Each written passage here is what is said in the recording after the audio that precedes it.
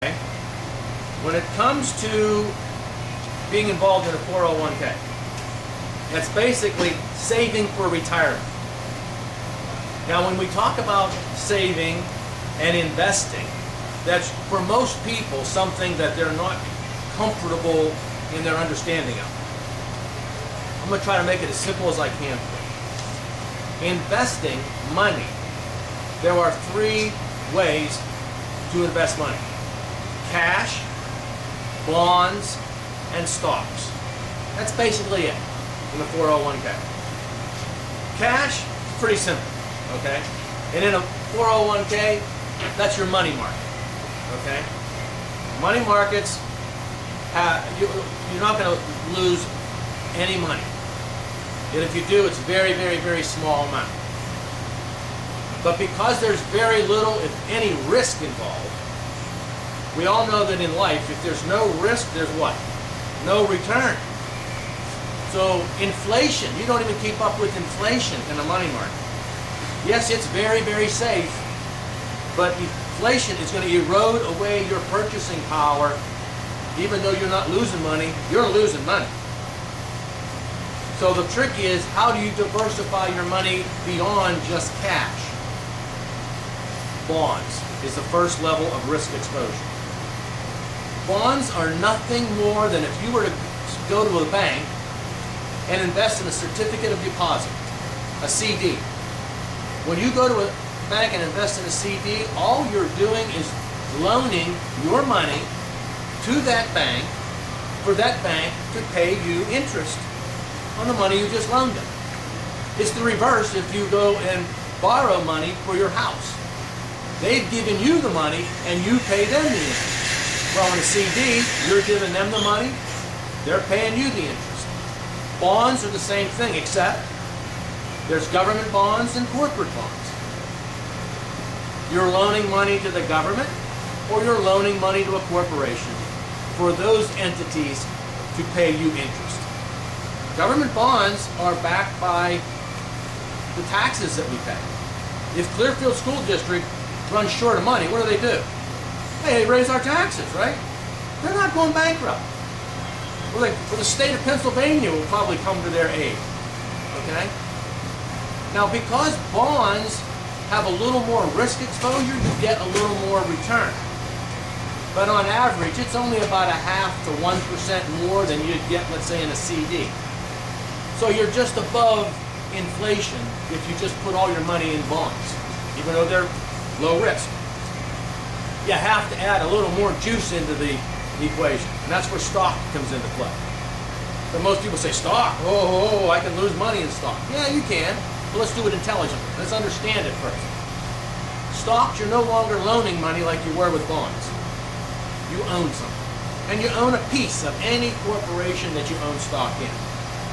There's two categories. There's a growth stock and a growth and income stock. Growth stocks are where you can make the most money. But it's a double-edged sword. It's where you can lose the most money too. So you don't put all your money into one thing here, okay?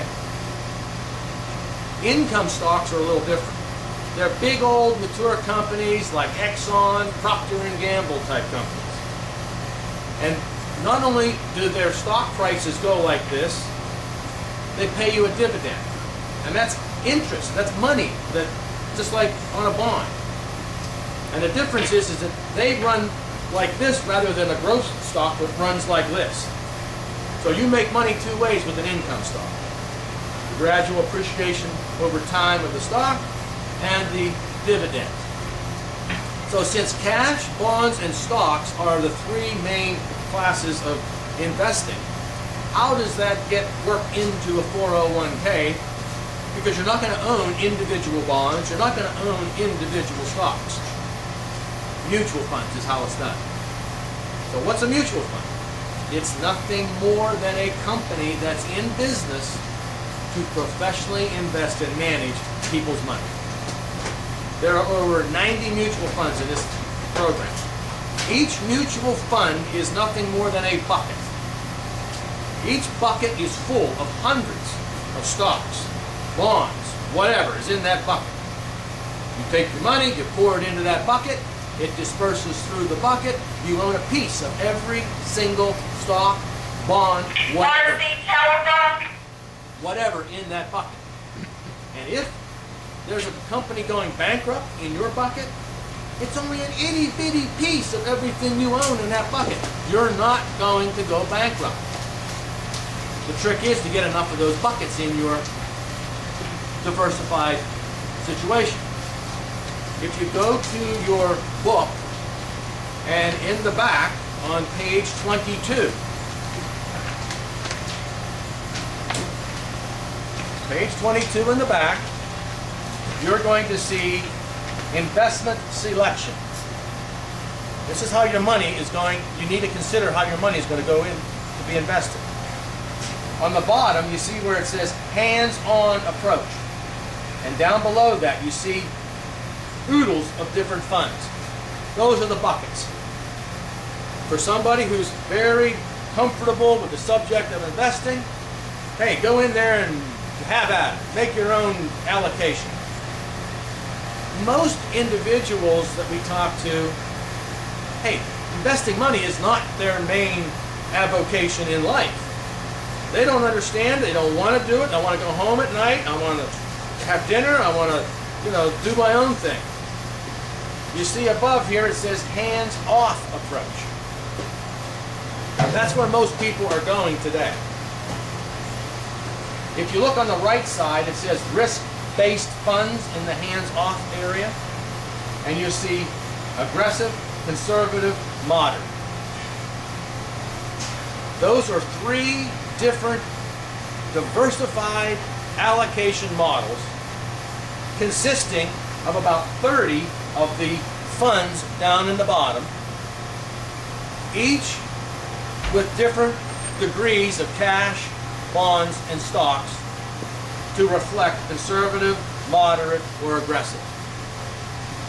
You see where it says 100%. You would put an X in front of one of those three, and 100% of the money you put into the plan will go into one of those three positions. But understand, each one of those three is already among 30 different buckets. And every quarter, those buckets are reallocated, rediversified. If there's a dog that doesn't hunt in there, a bad fund, they put a better dog in there that hunts. Okay? On the left side, you see time-based. Same principle, but it's based on the year closest to your retirement. And you'll see 2010, 2020, 2030, 2040. Again, 30 different funds. 2010, obviously, right now, very conservative. 2040, way out there, very aggressive. Okay? But you choose one, either time-based or risk-based, 100%. Okay? You can't choose one over the other. Okay? You choose one or the other, but understand, you're in about 30 of the bottom funds with your money. So everything's done for you. It's on autopilot. And you can change it at any time. You can change 365 days a year. Either online, there's an 800 phone line, or you call me. Multiple ways. You can go on every night and check this. Okay? You'll receive information on how to access your account online, to see what's going on, to make changes, whatever you want to do. Okay? Cliff, that information is in the back cover of the booklet. There's both a website and a phone line that you guys can go in on and access that account daily, as Cliff said. 365 days a year, obviously only 250 business days will the money be changing in amount. But you can go on there anytime you want, 24 hours a day. The only thing that you'll need will be a contract number, which will come on your first statement. If you have any questions about that, we'll get that information to Drew once the accounts are all set up. Okay. Any questions on the investing side?